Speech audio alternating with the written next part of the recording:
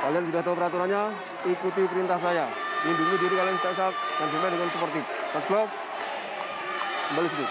Last bout of the night. Partai perbaikan peringkat di kelas bantamweight. Silakan Fandi. Terima kasih Ovi. Pertarungan terakhir malam ini. Kita bisa lihat kedua fighter memiliki background yang mungkin berbeda ya Bung ya. Iya. Sambo Jiu-Jitsu. 3-4 tendangan Bung. Oh bagus sekali, agresif sekali dari Mirwandi. Wow, dilempar bantuannya sangat baik. Langsung manjat ke langsung masuk ke area si dalam itu. Ini dalam masuk Bung. Ini dalam Bung. Dan tap out. Wow, 20 detik. Pertarungan berakhir. Mirwandi Gayo Aris Hasko. Langsung saja kemenangan yang dominan Bung. Sangat dominan sekali. Sangat dominan. Itu tadi battingan luar biasa. Dilempar itu. Iya Bung. Itu Suplex dilempar. ya, seperti suplex. Seperti suplex, tapi biasanya suplex itu dikontrol. Ini dia, kita lihat, Bung. Dilempar begitu saja.